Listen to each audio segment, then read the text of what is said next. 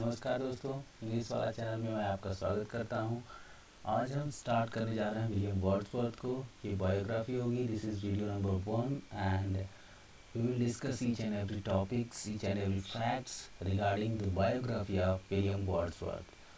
मैंने पिछले 20 साल के टीजीटी पीजीटी के पेपर्स को देखते हुए ये वीडियो लेक्चर तैयार किया है सो दैट ये आपके लिए बहुत ज़्यादा हेल्पफुल हो। तो फिर शुरू करते हैं वीडियो। अगर हम वर्ड्सवर्थ को देखें और टीजीटी पीजीटी के एग्जामिनेशंस को देखें तो शुरुआत में from the very beginning examiners की चॉइस विलियम वर्ड्सवर्थ जो है कि नहीं थे। मतलब कि कहने का सीधा सा अर्थ है कि एग्ज़ाम्स में कम क्वेश्चंस आते थे, लेकिन अगर आप देखें जैसे कि आप अगर 2001 का टीजीटी का पेपर देखें तो उसमें सिर्फ और सिर्फ 6 क्वेश्चंस ओनली 6 क्वेश्चंस आए थे। और अगर आप 2003 के क्वेश्चंस पेपर को देखते हैं तो उसमें 2 क्वेश्चंस आपको मिलते हैं। 2004 के 2 एग्ज़ाम्स हुए थे। पहले वाले एग्ज़ाम में जो कि कैंसिल हो गया था उसमें आपको सिर्फ और सिर्फ 4 क्वेश्चन मिलते हैं, लेकिन जो री एग्ज़ाम हुआ था 2004 में उसमें आपको 9 क्वेश्चन मिलते हैं। ठीक है, तो इस तरह से हम देखें तो धीरे धीरे अब पैटर्न आपका बढ़ रहा है आगे की तरफ और चॉइस जो है एग्जामिनर्स की शिफ्ट हो रही है वर्ड्सवर्थ की तरफ। उसके बाद हम फिर से देखते हैं 2005 में जो एग्ज़ाम हुआ था उसमें हमने देखा था कि 9 क्वेश्चंस आए थे। और फिर 2009 में एग्ज़ाम हुआ। उसके बाद एग्ज़ाम में 2009 में जो एग्ज़ाम हुआ उसमें 6 ही क्वेश्चंस आए, लेकिन 2010 में जो एग्ज़ाम हुआ उसमें 4 क्वेश्चन आए। तो यहाँ से पैटर्न थोड़ा सा डिक्रीज होता हुआ नज़र आया, लेकिन जैसे ही हम देखते हैं 2019 का पेपर तो उसमें हमको मिलते हैं सीधे सीधे 13 क्वेश्चंस, जो कि ये इंडिकेट करते हैं कि अब फिर से ये ट्रेंड जो है वो शिफ्ट हो रहा है, यानी कि वर्ड्सवर्थ की तरफ जो ध्यान है एग्जामिनर्स का वो जा रहा है और इनसे क्वेश्चंस बनने की संभावनाएं धीरे धीरे और बढ़ने जा रही हैं। पहले हम ज़्यादातर शेक्सपियर को ध्यान देते थे, शेक्सपियर के बाद लोग देखते थे मिल्टन को। If you talk about syllabus, हालांकि अगर हम बात करें एग्ज़ाम्स में तो पहले तो 85 क्वेश्चंस ही होते थे। अगर आप 2001 तक देखते हैं, 2001 या 2003 तक यहाँ तक तो आपके 85 total number of questions were 85। लेकिन 2004 से ये जो ट्रेंड है वो 125 का आंकड़ा पार करने लगा। मतलब कि सॉरी 125 पार नहीं, मतलब 85 पार करके 125 हो गया। तो अब तक ये 125 क्वेश्चंस का ही फॉर्मेट रहा है।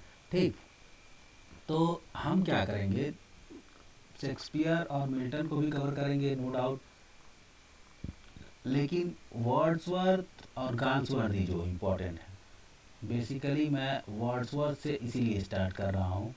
ठीक है, ताकि हम पहले इनको कवर करें, फिर गार्न्सवर्दी और फिर मिल्टन और लास्ट में मैं शेक्सपियर को कवर करूँगा। हालांकि आपको लग सकता है कि मैं थोड़ा सा उल्टा चल रहा हूँ, लेकिन अगर शेक्सपियर इम्पोर्टेंट हैं तो हम उनको सबसे लास्ट में देखेंगे, क्योंकि ये सच है कि ये मोस्ट इम्पॉर्टेंट है। ठीक है, सबसे ज़्यादा क्वेश्चंस शेक्सपियर के ग्रुप से ही आएंगे हमको, चाहे वो प्लेस की बात करें, चाहे बायोग्राफी की बात करें, चाहे कोट्स की बात करें, चाहे कोटेशंस की बात करें, जो भी हो।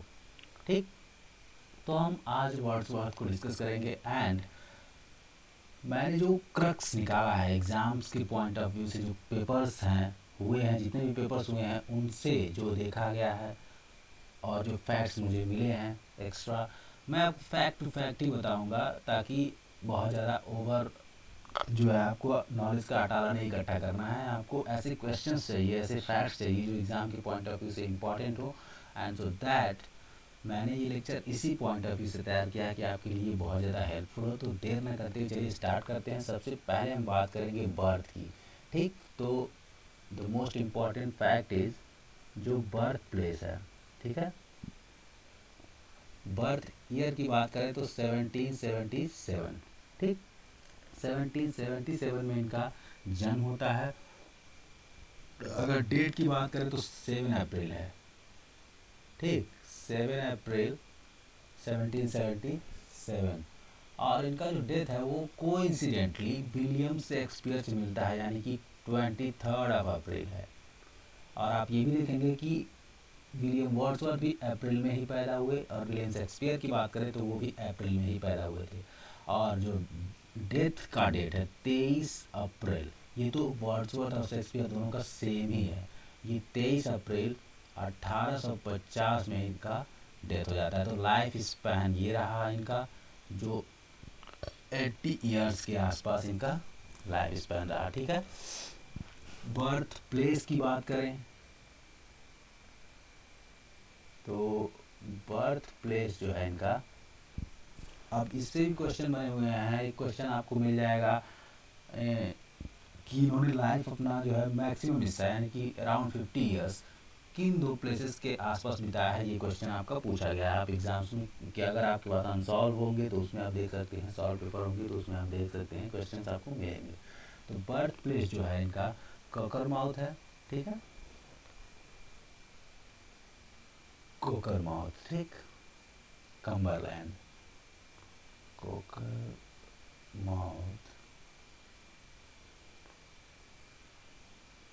कम्बरलैंड। ठीक है, ये यू रहेगा यहाँ पे, कम्बरलैंड। ठीक, लेक डिस्ट्रिक्ट ही है। लेक डिस्ट्रिक्ट से इनका जो वास्ता है ये बहुत ज़्यादा गहरा है। लेक डिस्ट्रिक्ट इंग्लैंड, ठीक, इंग्लैंड। ओके, लेक डिस्ट्रिक्ट से ही लेक पोएट्स का नाम आता है, जिसमें वर्ड्सवर्थ, कॉलरिज, साउदे, ये लोग हैं। ठीक, तो बर्थ प्लेस हो गया और डेट ऑफ बर्थ हो गया। ये कई बार पूछा जाता है, डेट ऑफ बर्थ इंपॉर्टेंट है बेसिकली टीजीटी के एग्जाम्स के लिए। ठीक, तो बर्थ प्लेस 1770 का जो समय था एक तरह से, हालांकि हमको ये मालूम है, आपको भी मालूम होगा कि रोमांटिक जो एज है, ठीक है, रोमांटिक एज का फादर माना जाता है विलियम वर्ड्सवर्थ को, जिसका स्टार्टिंग जो है 1798 के लिरिकल बैलेट की पब्लिकेशन से होता है। लेकिन उसके पहले जो ट्रांजिशन पीरियड था, जिसमें मतलब रोमांटिक एज की जो बुनियाद थी, चाहे हम बात करें विलियम ब्लैक की, बैरन की, तो ये लोग जो फाउंडेशन क्रिएट कर रहे थे, तो ये धीरे धीरे चल रहा था। ठीक, फाउंडेशन क्रिएट करने का काम जो था वो 1770 में रनिंग में था। स्टार्टिंग इसलिए माना जाता है क्योंकि जो फीचर्स थे, रोमांटिसिज्म के जो फीचर्स डिफाइन किए गए हैं वो 1798 से आते हैं। इनके जो 1793 के जो पब्लिकेशंस थे, डिस्क्रिप्टिव स्केचेस की बात करें या फिर वॉक की बात करें, तो उसमें भी रोमांटिक एज के फीचर्स देखने को नहीं मिलते हैं। हम बाद में उसकी भी बात करेंगे।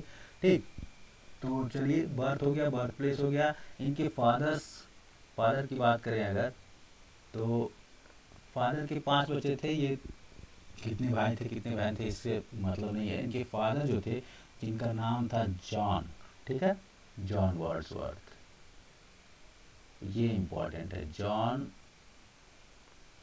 वर्ड्सवर्थ। क्यों इम्पोर्टेंट है ये भी मैं आपको बता दूं। ये एक रिप्रेजेंटेटिव थे, लीगल रिप्रेजेंटेटिव, लीगल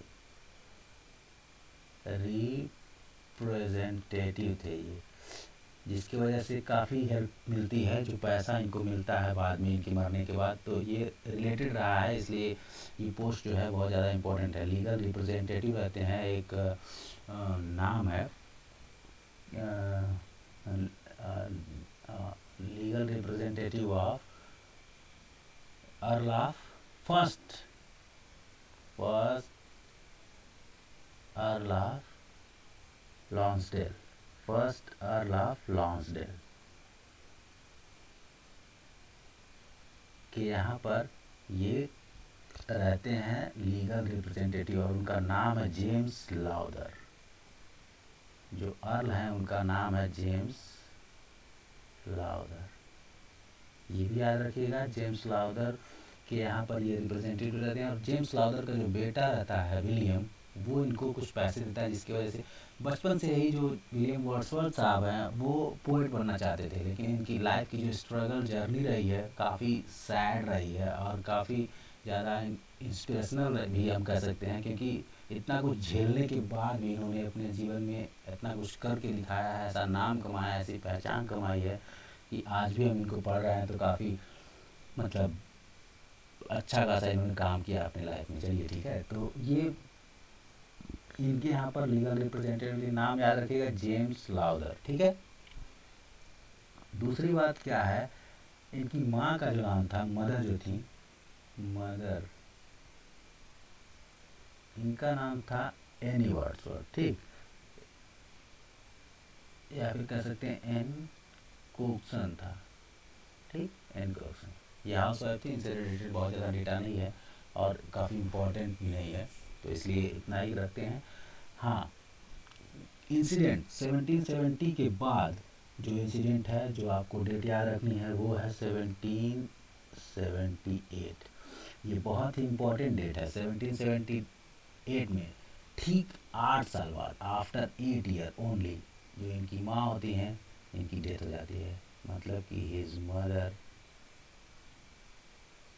डाइड, उनकी माँ मर जाती हैं। और एक बच्चा जिसकी माँ मर जाए, उसके साथ क्या क्या होगा 8 साल बाद ही आप सोच सकते हैं। दूसरी बात ये कि जो लीगल रिप्रेजेंटेटिव, मैं बार बार कह रहा था कि ये लीगल रिप्रेजेंटेटिव थे जेम्स लाउदर के यहाँ, इनके पिता, तो काफ़ी रिस्पॉन्सिबल काम था, जिसकी वजह से इनकी लाइफ स्टाइल भी थी। एक ग्रैंड मैंसन में रहते थे ये लोग, ग्रैंड मैंसन।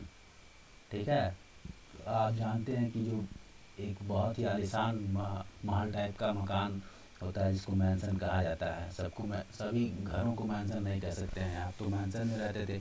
लाइफ स्टाइल बहुत अच्छी थी, मतलब कि शुरुआत जो था विलियम वर्ड्सवर्थ का काफ़ी अच्छा था, लेकिन 8 साल बाद उनको झटका लगा। पहला, उनकी माँ मर गई, और ये जिम्मेदारी वाला काम जो था रिप्रेजेंटेटिव का, उसकी वजह से पिताजी इनके पहले से ही समय नहीं दे पाते थे बच्चों को, तो ये हमेशा बाहर रह रहे थे, तो माँ से बहुत ज़्यादा करीब भी थे, क्लोज भी थे, इसलिए ये झटका जो है ना, वो बहुत ज़्यादा इनके दिल पर गहरा असर करता है। और दूसरा झटका तब लगता है जब इनकी मरने के बाद इनके पिताजी इनकी बहन से, इनकी बहन डोरोथी की, जो इनके लाइफ से काफ़ी अटैच रही है, उनका 1 साल बाद ही जन्म होता है 1771 में, उनसे इनको अलग कर देते हैं। डोरोथी को एक रिलेशन में भेज देते हैं यॉर्कशायर में, और इनको भेज देते हैं ग्रामर स्कूल में। तो वर्ड्सवर्थ साहब चले जाते हैं हॉक्सहेड ग्रामर स्कूल। तो दूसरा पॉइंट आपको ये याद रखना है 1778 में, कि ये ज्वाइन करते हैं, ज्वाइंस हॉक्सहेड ग्रामर स्कूल। ठीक है, हॉक्सहेड ग्रामर स्कूल ये ज्वाइन करते हैं, और ये अपनी बहन से अलग हो जाते हैं। ठीक है, हिज सिस्टर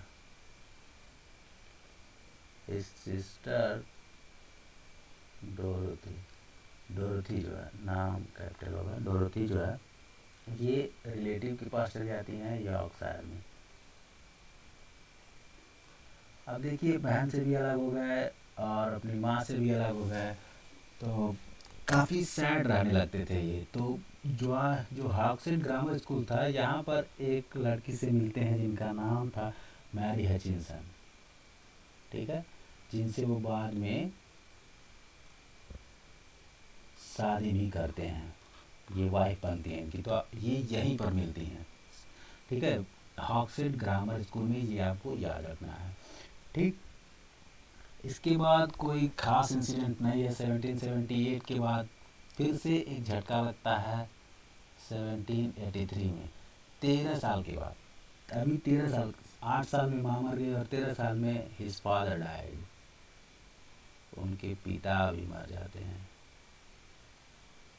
अब बताइए, 13 साल में वो पूरी तरह से अनाथ हो जाते हैं, उनके पिता मर गए, काफ़ी बड़ा लॉस है ये। सोचिए कैसे उन्होंने अपना बचपन बिताया, कितना सैडफुल रहा उनका जो चाइल्डहुड था, चाइल्डहुड पीरियड। मतलब बचपन में ही इसकी माँ मर जाए, पिता मर जाए, वो अगर अपनी लाइफ में कुछ अचीव करता है, तो उसकी जो लाइफ स्टोरी है, बायोग्राफी है, वो वास्तव में पढ़ने लायक है और काफ़ी इंस्पिरेशनल होगी। तो चलिए देखते हैं आगे क्या होता है। 1787 का समय आता है। ठीक है, 17 साल की एज में ये हॉक्सहेड ग्रामर स्कूल से निकलते हैं और कॉलेज ज्वाइन करते हैं। तो ये आपको याद रखना है कि 1787 में कॉलेज ज्वाइन करते हैं। ठीक, पहला इंसिडेंट। दूसरा, ये अपनी सिस्टर से मिलते हैं आफ्टर 9 ईयर, 9 साल के बाद अपनी सिस्टर से मिलते हैं after 9 years, long time period. After 9 years he meets with his sister, अपनी सिस्टर डोरोथी से मिलते हैं। ठीक है, 9 साल के बाद डोरोथी से मिलते हैं।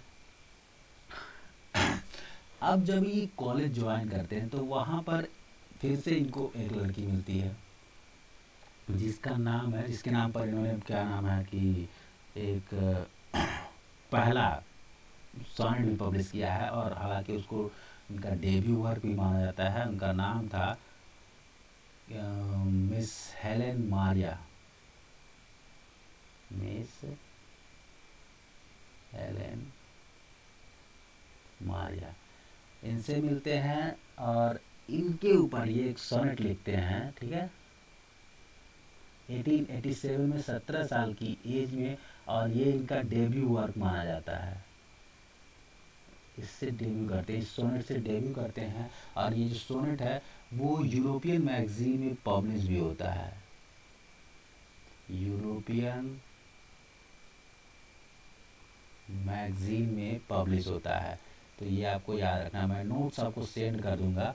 ठीक, चिंता करने की बात नहीं है, आपको नोट्स मिल जाएंगे, लिंक आप डिस्क्रिप्शन में चेक कर लीजिएगा, वहाँ से डाउनलोड कर लीजिएगा, आराम से आपको नोट्स मिल जाएंगे, कोई दिक्कत नहीं है। बस आप आराम से समझिए, इंसिडेंट मैंने बहुत ही अच्छे से क्रोनोलॉजिकल ऑर्डर में सेट किया हुआ है। तो 1787 में जो भी घटनाएं हैं वो आपके सामने है। पहला, कॉलेज ज्वाइन करते हैं। दूसरा, अपनी बहन से मिलते हैं। ठीक, तीसरा, कॉलेज में इनको एक लड़की मिलती है, हेलेन मारिया। ठीक, इनके ऊपर यानी कि इनको देख करके वो एक सोनेट लिखते हैं। Sea wave glides purple tide began to flow in languid dreams through every thrilling wave.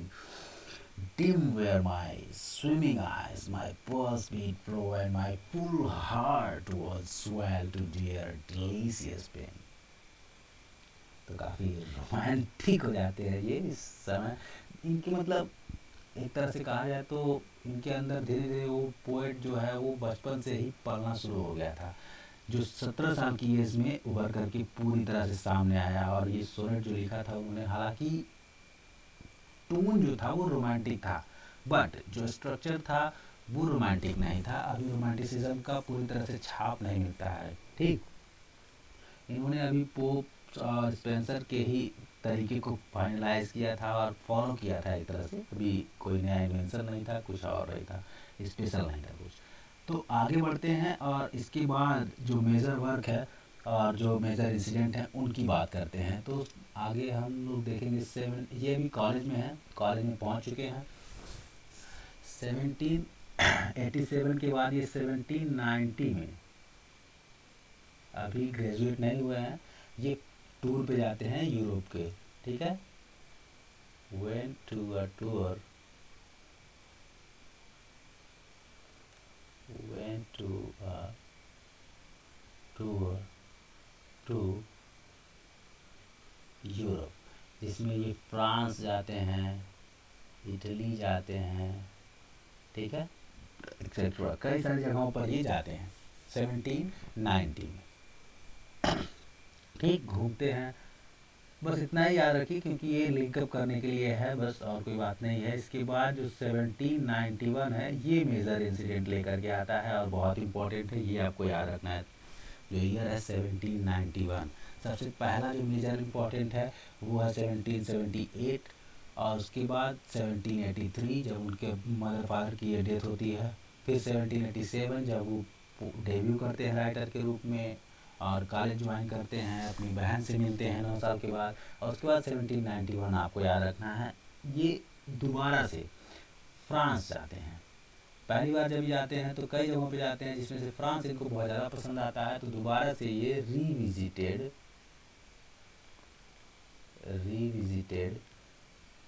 France. कब? 1791 में। दोबारा से जब ये जाते हैं तब क्या होता है, ये और लड़की से मिलते हैं, किससे मिलते हैं, मेट एनेट वेलोनी, ठीक है, एनेट वेलोनी या फिर वेलोन, जो भी आप प्रोनाउंस करें। तो एनेट वेलोनी से मिलते हैं एंड उनसे क्या होता है, इनको प्यार हो जाता है, ठीक है, fail in love with her, प्यार हो जाता है। उसके बाद वो लोग लिव इन रिलेशनशिप में रहते हैं। फिर 1792 में एक दोनों से एक बेटी जन्म लेती है, यानी कि एनेट से इनकी एक बेटी जन्म लेती है, कैरोलिन, ठीक, कैरोलिन 1792 में जन्म लेती है। 1792 भी काफ़ी मेजर इंसिडेंट लेकर के आता है। जैसे ही ये मतलब 1791 से ये वहीं थे 1792, लेकिन तुरंत इनको रिटर्न बच्ची जन्म लेती है। उसके बाद कुछ ही समय बाद इनको वापस आना पड़ता है। तो he had to return from France, France से इनको रिटर्न आना पड़ता है कहाँ, टू इंग्लैंड। ये वापस आ जाते हैं। अब क्यों आते हैं ये आपको थोड़ा सा समझना है, क्योंकि अभी प्यार हुआ, फिर बेटी हुई, लाइफ अच्छा चलने लगा था, फिर अचानक से अपने परिवार को छोड़ करके, वाइफ को छोड़ करके, बेटी को छोड़ करके ये वापस इंग्लैंड आ जा रहे हैं। ऐसा क्या हुआ, तो मैं आपको थोड़ा सा बैकग्राउंड बताता हूँ। होता क्या है, 1700 से 1787 तक अगर बात करें या फिर 1789 तक बात करें, तो जो फ्रांस की जनसंख्या थी वो 16 मिलियन से 26 मिलियन तक बढ़ जाती है, जिससे आपका अनएम्प्लॉयमेंट। अब आप कहेंगे कि हिस्ट्री बता रहा हूँ, तो हिस्ट्री नहीं है, ये रिलेटेड है और क्वेश्चंस आए हुए हैं, ये आप देख सकते हैं बैक पेपर में। ये फ्रेंच रिवोल्यूशन का बैकग्राउंड मैं आपको बता रहा हूँ। अनएम्प्लॉयमेंट और पॉवर्टी, ये सारी चीज़ें बढ़ जाती हैं वहाँ पर, जिसकी वजह से जो सिविल वॉर है वो स्टार्ट हो जाता है, ठीक, 1789 में सिविल वॉर स्टार्ट हो जाता है 1789 में, जिसको हम मानते हैं कि फ्रेंच रिवोल्यूशन की स्टार्टिंग है। लेकिन अब आप कहेंगे कि 1789 में ही जब वॉर स्टार्ट हो जाता है, तो ये जाते क्यों है 19 में, सॉरी 90 में या 91 में जाते क्यों है, तो ये सिविल वॉर था, यहाँ पर आपसी चल रहा था ना, अदर कंट्रीज से कोई ज़्यादा दिक्कत नहीं थी। दिक्कत तो 92 में होती है। तो इसलिए ये विजिट कर रहे थे, उस समय उनको घूमने फिरने का शौक़ था, नेचर से थोड़ा लगाव भी था। जगह जगह पे आल्प्स पर्वत पर जाते हैं, आल्प्स, ठीक है, उसको भी देखते हैं ये 1790 में। तो घूमने फिरने का शौक़ था, इसलिए वो जग गए, ठीक। तो उस समय सिविल वार था तो उतनी ज़्यादा दिक्कत नहीं थी। लेकिन 1792 में क्या होता है, 1792 में बहुत ही भयंकर स्थिति हो जाती है, क्योंकि जो लुइस 16वें होते हैं, ठीक है, लुइस 16, इनकी हत्या सर कलम कर दिया जाता है, एकदम एग्जीक्यूशन होता है इनका, ठीक, वो भी एकदम बीच चौराहे पे, रोड पे ही इनका सर कलम कर दिया जाता है, मार दिया जाता है। और फ्रेंच रिपब्लिक की स्थापना होती है, ठीक है, फ्रेंच रिपब्लिक की स्थापना होती है। फ्रेंच रिपब्लिक की स्थापना होने के साथ साथ जब ये फ्रेंच रिपब्लिक की स्थापना होती है, तो जो अदर कंट्रीज होती हैं, जैसे आपका इंग्लैंड हो गया, ऑस्ट्रेलिया हो गया, या फिर आपका पर्सिया हो गया, इन सब से इनका रिलेशन जो है ख़राब होने लगता है। और अब जो है सिविल वॉर बढ़ करके क्रांति का रूप धारण कर लेता है, ठीक, जिससे अब ये लोग क्या करते हैं, इनसे जो रिलेशन ख़राब होता है, यहाँ के लोग यानी कि इंग्लैंड के लोग, चाहे ऑस्ट्रेलिया के लोग या पर्सिया के लोग जो वहाँ पे रहते हैं, उनको दिक्कत आती है। और उनको दिक्कत क्यों आती है, थोड़ी सी समस्या इसलिए बन जाती है कि एक इंसिडेंट है जो आपको याद रखना है, याद क्या रखना है बस समझने के लिए, सेप्टेम्बर मैसेकर। सेप्टेम्बर मैसेकर एक सामूहिक हत्याकांड होता है, जैसे आपका जलियांवाला हत्याकांड है या चौरी चौरा कांड है हमारे इंडिया में। सितंबर मैसेकर क्या होता है, सितंबर 1992 में जो पर्सियन लोग होते हैं वो भीड़ में, पर्सियन मॉब जो है वो जेल में चली जाती है, ठीक। और जेल में जा कर के आधे से ज़्यादा लोगों को, मोर देन हाफ पीपल को काट डालते हैं लोग, हत्या कर देते हैं, जो सितंबर मैसेकर मतलब कि सितंबर का महा हत्याकांड के नाम से मशहूर है। तो ये सारी चीज़ें, हत्याकांड बहुत ज़्यादा हो जाता है, कत्लेआम होती है पूरी तरह से। फिर लुइस 16वें का जो सर कलम कर दिया जाता है। तो ये सब जो घटनाएं हैं वो फोर्स करती हैं इनको वापस आने के लिए, छोड़ करके नहीं। मतलब हम कैरेक्टर लेस नहीं कर सकते हैं वर्ड्सवर्थ को। मैं आपको ये सब चीज़ें सिर्फ इसलिए बता रहा था ताकि आप ये समझ सकें कि वर्ड्सवर्थ का वापस आना, इंग्लैंड वापस आना एक मजबूरी थी, ना कि शौक। वो जानबूझ करके छोड़ करके नहीं आए थे, उनको आना पड़ा। ऐसी सिचुएशंस हो गई थी, बहुत ज़्यादा टेंस हो गया था सिचुएशन। तो ये आपको समझना है, इसलिए वो वापस आते हैं 1792 में। उसके बाद हम आगे बढ़ते हैं 1793 में। 1793 का जो ईयर है, इस बार इनका जो वर्क है वो पब्लिश होता है। एक चीज़ मैं आपको बताना भूल गया किस, हाँ चलिए ठीक है 1793 में इनका वर्क आता है, 2 वॉल्यूम पब्लिश होते हैं पोएम के, जिसमें से आपका पहला जो है डिस्क्रिप्टिव स्केचेज, ठीक, ये पब्लिश होता है डिस्क्रिप्टिव स्केचेज।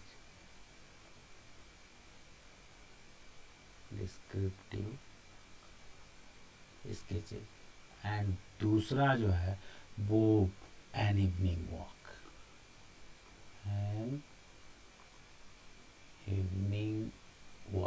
ये 2 वर्क पब्लिश होते हैं, ये आपको याद रखना है, ठीक।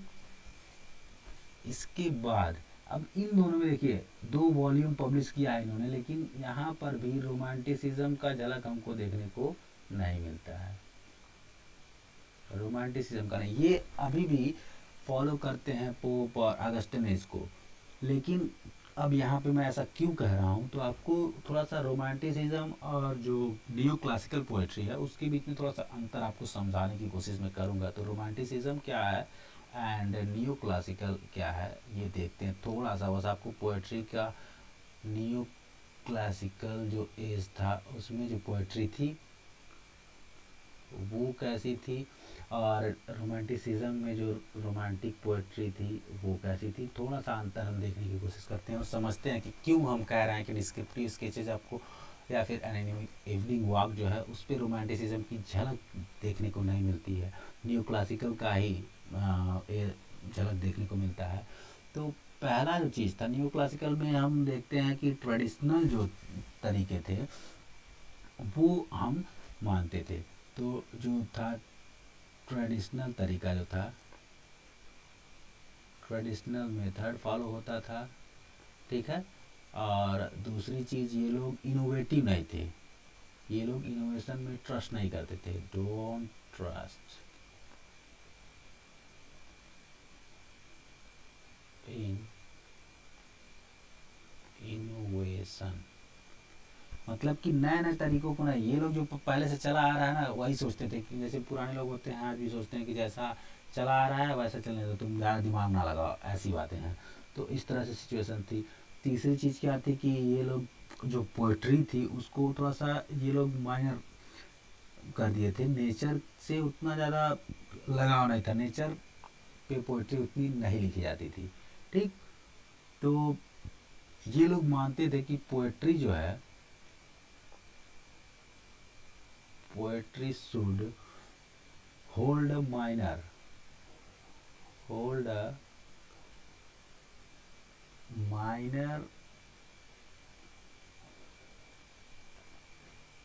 नेचर, माइनर अप्रोच कर सकते हैं टुवर्ड नेचर, ठीक है। एंड ये लोग ह्यूमन एक्सपीरियंस पे ज़्यादा जोर देते थे, इमेजिनेशन पे नहीं, ह्यूमन एक्सपीरियंस पे ज़्यादा जोर देते थे। और ये मानते थे कि जो गॉड है वही सुपीरियर है, गॉड इज सुपीरियर, या फिर supreme power, supreme God is supreme and man जो है वो क्या है, लिमिटेड है, मैन इज लिमिटेड। ये थिंकिंग थी न्यू क्लासिकल एज की जो पोइट्स थे उनकी। लेकिन जब रोमांटिसिज्म आया तो ये लोग इनोवेटिव थे, इमेजिनेटिव थे, तो ये लोग नए नए तरीके अपनाने पर डरते नहीं थे, इनोवेटिव थे, इमेजिनेटिव थे, इमेजिनेटिव थे, ठीक। तीसरा, ये लोग ट्रेडिशनल तरीके के बजाय इनोवेटिव तरीके को अपनाते थे। ये लोग नेचुरल, एम्फेसिस ऑन नेचुरल, मतलब कि जो एकदम वास्ट, आप वर्ड्सवर्थ को देखेंगे तो इन्होंने क्या किया है, एकदम जैसे आम लोगों की भाषा में आम लोगों पर पोएट्रीज लिखी है, बहुत ज़्यादा दिखावा नहीं, नेचुरल होना चाहिए, स्पॉन्टेनियस, जो अपने डेफिनेशन में भी वो कहते हैं कि spontaneous overflow of feeling recollected in tranquillity. तो emphasis on natural and spontaneous poetry, spontaneous, ठीक, स्पॉन्टेनियस पोएट्री, स्पॉन्टेनियस पोएट्री पे फोकस करते थे। नेचर जो है वो मानते थे कि मैन जो है लिमिटेड नहीं है, मैन इज नॉट लिमिटेड, हमारे पास इमेजिनेशन की पावर है, हम कुछ भी इमेजिन कर सकते हैं और हम कैरेक्टर्स को, सब्जेक्ट्स को इन्वेंट कर सकते हैं, ठीक है। तो इस तरह से ये अंतर था बेसिकली। तो डिस्क्रिप्टिव स्केचेज में ये सारी चीज़ें हमको देखने को नहीं मिलती हैं, एन इवनिंग वॉक के जो कलेक्शंस थे उनमें नहीं, इसलिए ये कहा गया कि जो डिस्क्रिप्टिव स्केचेस थे या फिर इवनिंग वॉक था, इसके जो भी कलेक्शंस थे, जो पोएम थे, उन पर रोमांटिसिज्म का जो झलक है वो देखने को नहीं मिला। 1793 का ये इंसिडेंट था।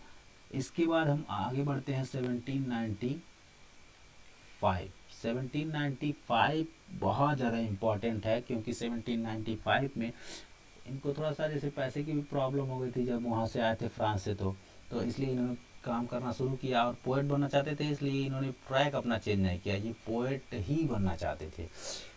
लेकिन जब ये उतना फेमस नहीं थे उस समय, तो 1795 में इनको थोड़ा सपोर्ट मिलता है, जैसा कि मैंने पहले आपको बताया था कि फाइनेंशियली इनको दिक्कत रही थी और बहुत कुछ झेलना पड़ा था। तो इनको 1795 में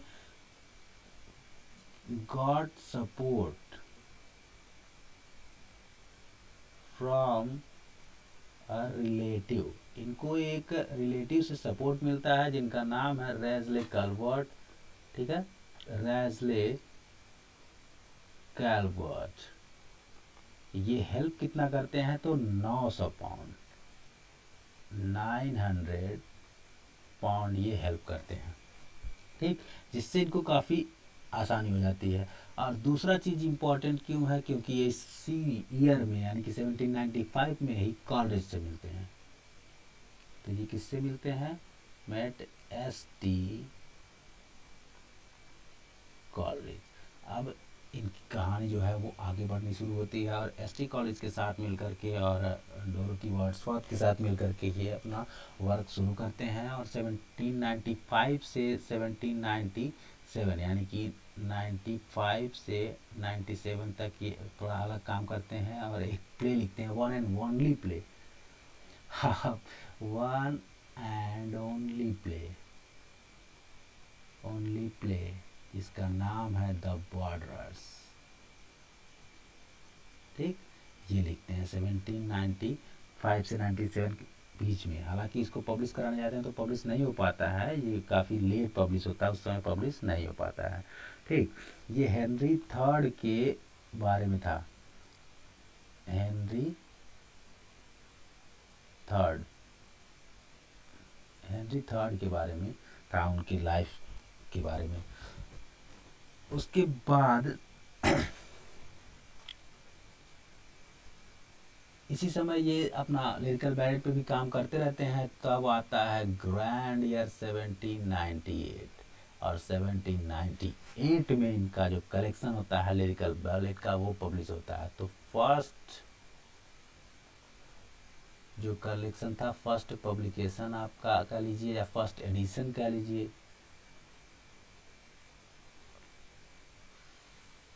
first edition of lyrical ballad, first edition of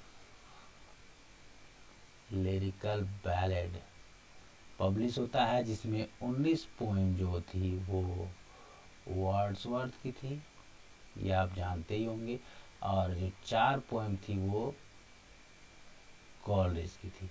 लेकिन समझने वाली बात ये है कि इस पर ना तो वर्ड्सवर्थ का नाम था और ना ही कॉलरिज का नाम था, आथर की जगह पे किसी का नाम नहीं था, यानी कि ये जो वर्क पब्लिश हुआ था वो एनोनिमस था, ठीक, किसी का नाम नहीं दिया गया था, क्योंकि इन लोगों को थोड़ा सा ये था कि चलेगा नहीं चलेगा, डाउटफुल थे ये, लेकिन ये चल गया अच्छा खासा, मतलब कि नॉट ग्रेट, बहुत अच्छा नहीं, बट गुड रिस्पॉन्स,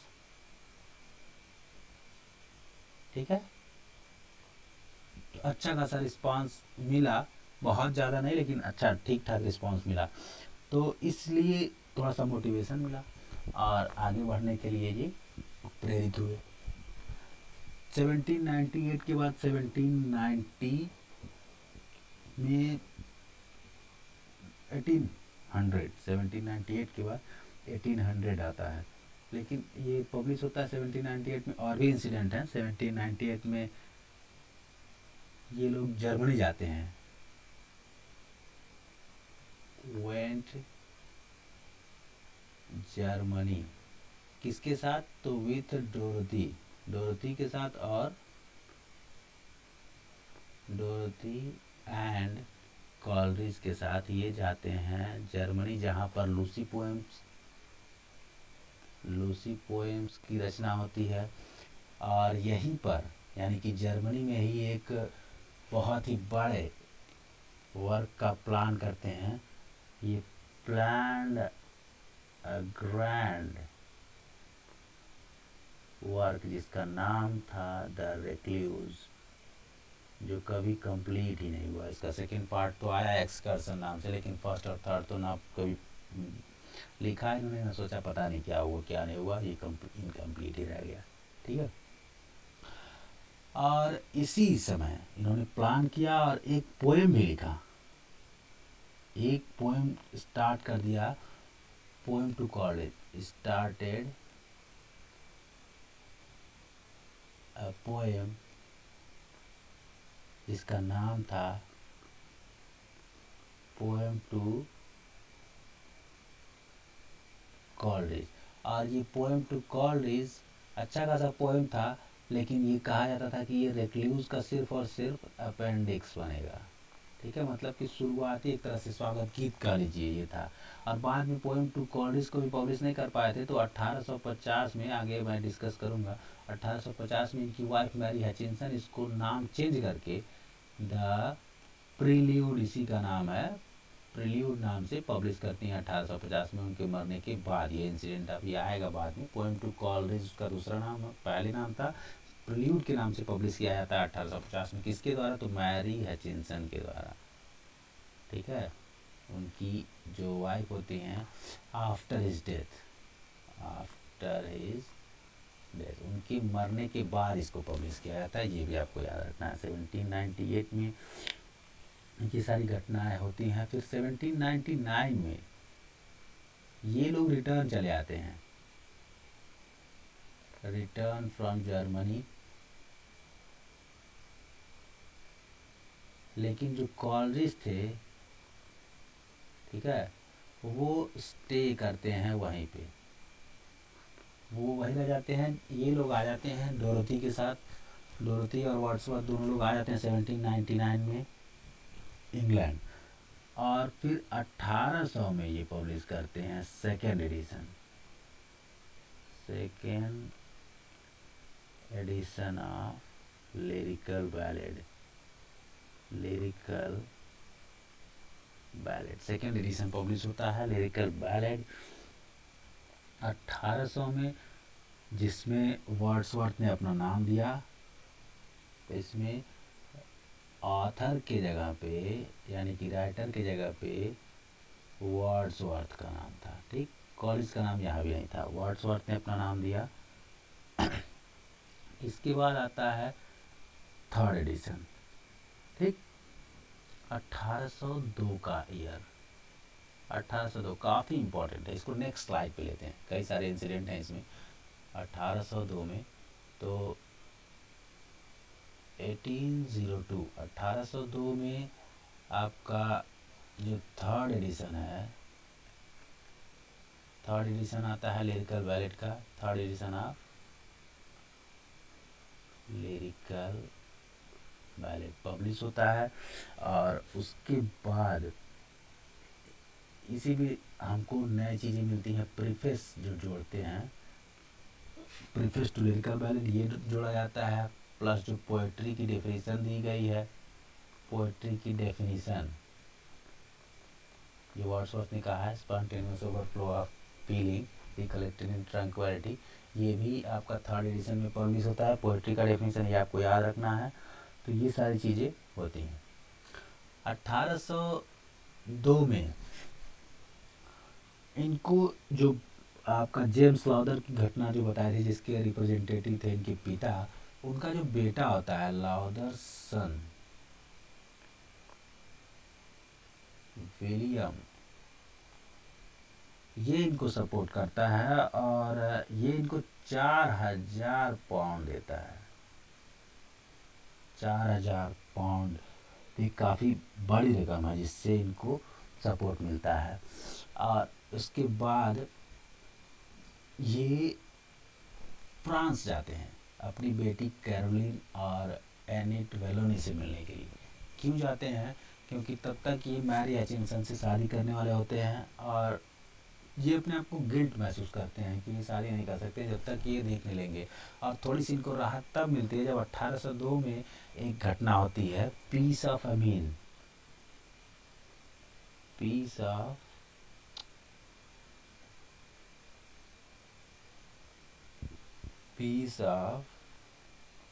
एमीन्स की घटना। ये एक स्थान का नाम है जहाँ पर पीस साइन की जाती है। कॉर्नवाल, लॉर्ड कॉर्नवालिस होते हैं इंग्लैंड की तरफ से और फ्रांस की तरफ से शांति समझौता होता है। ये एक तरह से शांति समझौता है ये, किसके बीच? फ्रांस, थोड़ा सा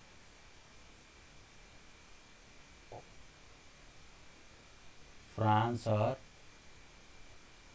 इंग्लैंड के बीच। ठीक है, तो शांति समझौता जब हो जाता है तब ये होता है कि अब एक दूसरे देश के नागरिक जा सकते हैं एक दूसरे जगहों पर। तब ये क्या करते हैं, इनको मौका मिलता है और ये क्या करते हैं, फिर से वेंट टू मीट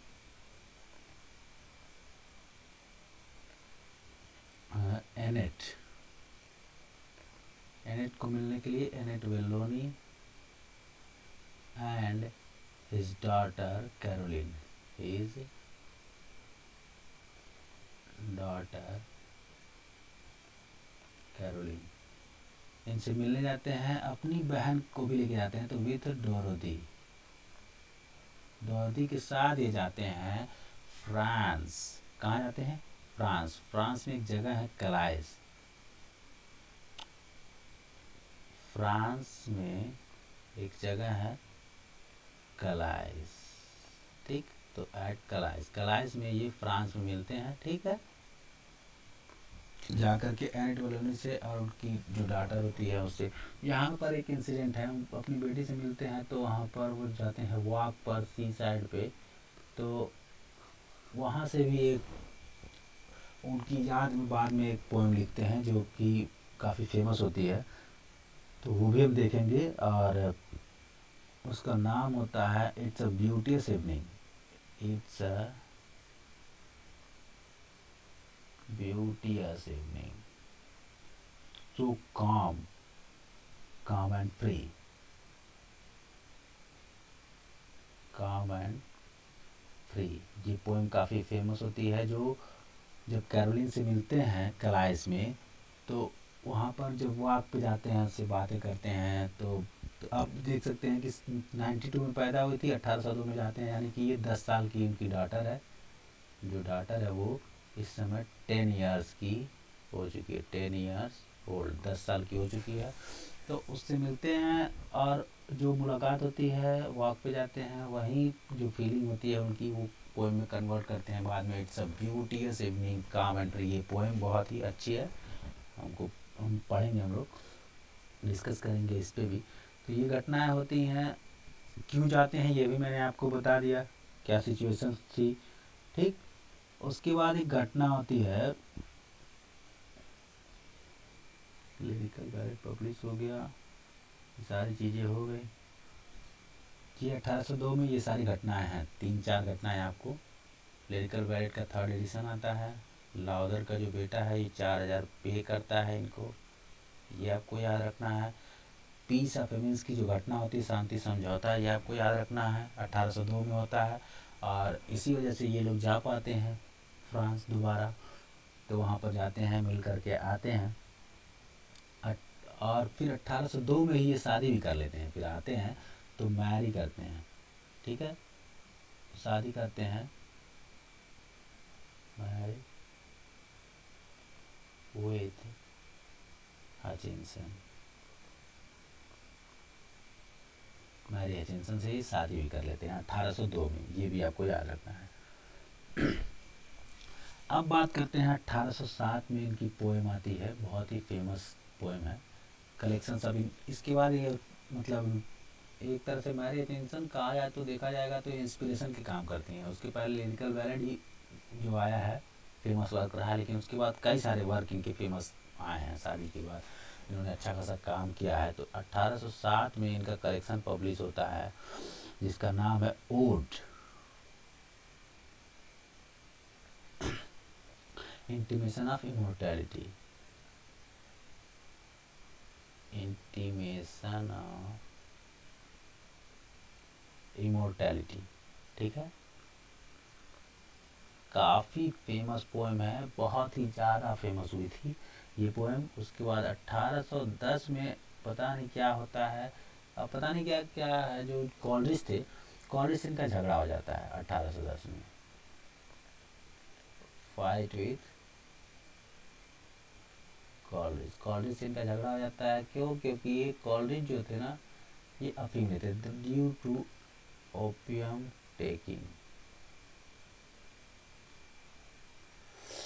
वर्ड्सवर्थ काफ़ी सीधे साधे और मतलब अनुशासित व्यक्ति थे, और कॉलेज की जो आदत थी इसकी वजह से वो काफ़ी परेशान रहते थे। तो अफीम लेने के नाते ही इनसे इनकी जो कहासुनी हो जाती है, फाइट इन द सेंस बहुत ज़्यादा मारपीट नहीं होती है, ऐसा नहीं होता है, बस ये लोग अलग हो जाते हैं, कहने का मतलब। हालांकि उसके बाद काफ़ी विरोध भी करते हैं कॉलेज उनका, लेकिन अलग हो जाते हैं। और 1811 में इनको एक और सपोर्ट मिलता है, 400 pound per year, 400 pound per year का इनको भत्ता मिलना शुरू हो जाता है। किस लिए? For distribution of stamp, distribution of stamps, stamp बंटवाने के लिए, स्टैम्प बंटवाने के लिए, डिस्ट्रीब्यूट कराने के लिए इनको 400 पाउंड पर ईयर का भत्ता मिलना शुरू हो जाता है वेस्टमोरलैंड में, एट वेस्टमोरलैंड। यहाँ पर ये स्टैम्प का डिस्ट्रीब्यूशन का इनको इंचार्ज बना दिया जाता है, जिससे इनको 400 पर ईयर का इनकम होने लगता है। तो काफ़ी अच्छा खासा इनकम इनका हो जाता है। उसके बाद 1813 में एक इंसिडेंट होता है जो आपको याद रखना है, ये रिडल माउंट जाते हैं, मूव टू रिडल माउंट। ये प्लेस आपको बहुत ज़्यादा याद रखना है क्योंकि यहीं पर इनकी डेथ होती है, इसलिए ये प्लेस पूछा गया है। और रिडल माउंट में और लेक डिस्ट्रिक्ट मिला करके ये वहीं पर अपना जीवन बिता देते हैं, बाकी इसके बाद ये कहीं नहीं जाते हैं, रिडल माउंट में ही रहते हैं। 1814 में जो रेक्ल्यूज हमने देखा था कि जो द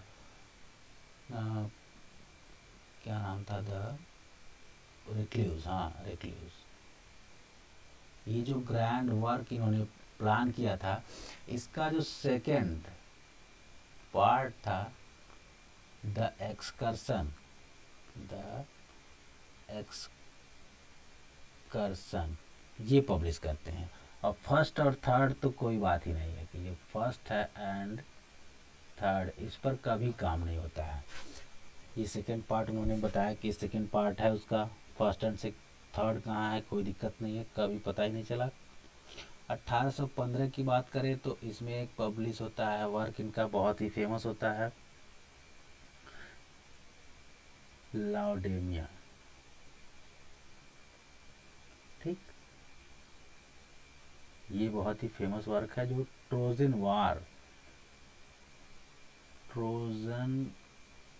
वॉर से रिलेटेड है। इसका थीम जो है ट्रोजन वॉर। एक कलेक्शन भी पब्लिश होता है इनका द पोएम नाम से। ठीक, द पोएम्स नाम से एक कलेक्शन भी पब्लिश होता है 1815 में। इसके बाद 1819 में आता है पीटर बेल, काफ़ी फेमस पोएम रहा है, पढ़ेंगे भी हम लोग। नट ये द वैगनर भी आता है, द वैगनर आता है।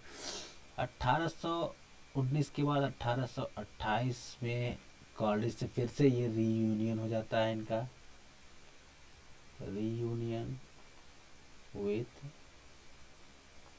कॉलेज, झगड़ा ख़त्म हो जाता है, दोनों लोग मिल जाते हैं, उसके बाद से काम करते हैं। और 1842 में इनको एक पेंशन मिलता है। ठीक है, 1842 में 300 per year, 300 pound per year का इनको पेंशन मिलता है गवर्नमेंट की तरफ से। एक मिनट, सॉरी, पेंशन मिलता है बाय गवर्नमेंट। ठीक, 300 पाउंड का पेंशन मिलने लगता है और 1843 में पोएट लॉरिएट बन जाते हैं।